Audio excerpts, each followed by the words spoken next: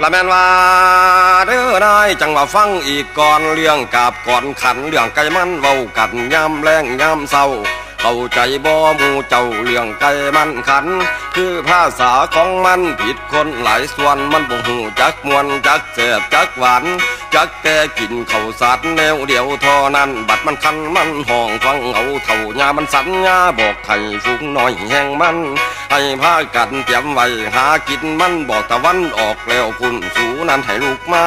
ลูกไปเคลียป่าหญ้าหาเบิ่งอาหารย่านบ่ทันฝูงเขาอื่นก็ให้มาพ่อโตผู้สัญญาซ้ำเถื่อเลยหูเมื่อลูกขึ้นเตรียมไว้สู่ตัวยังกะยัวห้องตนจากค้อนนี้มักผู้ตีมันกระตุนค้อนปัจจุแหลมเลียนคันยัง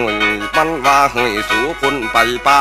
มันว่าเฮ้ยสู่คนหากิจนำปายามาวนเลาะหัวเขาสิคนใส่หัวหุงไก่น้อยยังกะยัวเต้นเข้าป่าหากินไปเห็นแมงเห็นหมดพวกหอมน้ำหัวตัวผัวคุยบินลงหาเหยื่อลังเถื่อพ่อเม็ดเขาเลยเอินใส่เมียเอินไปใส่อีเกี่ยวศพตอดตั้งกุกมันว่ากุก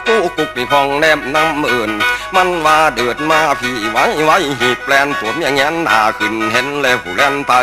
ก็จังได้เห็นเหงื่อเต็มตาก็เลยเอาศพจีกตอดกินไปเรื่อยบาดนี้ตัวหังเฟื่อยทำทรงเกียเสยาปีกไข่ปานหาตินต่อยเขียมังแล้วจังตั้งหน้าใส่ทั้งกุกบอกว่าเฮาเกินทุกในเชียดิดกินยากกับบ่มีนามีเขาทำกินมันว่ามีแต่หาศอกใส่กินบงแจแดดแก่แล้วก็ส่องห่มท่อนพักทั้งตัวเมียเลยตักกะตากตาเสียงตามันว่าพุ่นสูกะให้เขาหาไปหลีในคุมเด้อหัวไทยสูให้มันยังแต่กูนี่ที่มันว่าทั้งไก่หน่อยยังกะแตกเข้าป่าเป็นเส้นเป็นสายมันเห็นแล้วบินไก่ถึงบุดไวหน่อยกามักผู้ใหญ่จอกมันจ่ามันว่าสูยามานอกเด้อลาดียังกับมิดกีรีหัวไก่มันแรงผ้ากันยานแล้วแดงหมอบเลยมิดมีเสียงไก่น้อยยังกะห้องจีมันยานแล้วหลายนี่จังแม่นยานไตเด้กูมันว่าหน่อยบ่อนั่นทั้งอีกาพันดาบักกูฮ้อนจูเกิดมันเฮ็ดให้กูบักคาดกูเจ็บก้นเจ็บปากดอกบักคากินมันบักฮอนจูไล่กัดว่าบ่แม่นเด็กว่าบ่แม่นเด็กจะมาผีเปิดเจือกหาปล่อยหาเว้นดักของกูหักเหม็นแต่ใดมันว่าทั้งอีกาพันดาเขาบ่มีถอยบักฮอนจูไล่ลอยกาบักฮอนจูไล่อ่อยว่ากูนี่ว่ากูก็อดอยากไอ้มูแน่เจ้ากะได้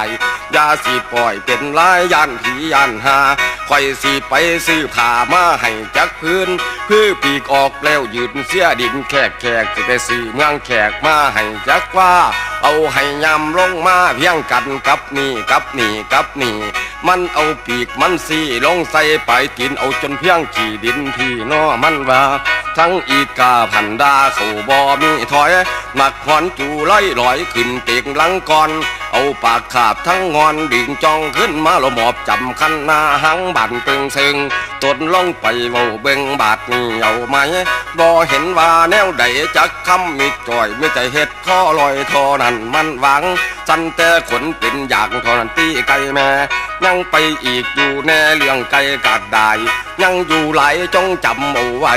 ตอนสองให้ฟังดูเด้อพอบักแค้นลำสีต่อขอให้พวกพี่น้องฟังบ้านวันเดินสมพ่อควรส่วนรายไว้ก่อนเท่านั้นแล้ว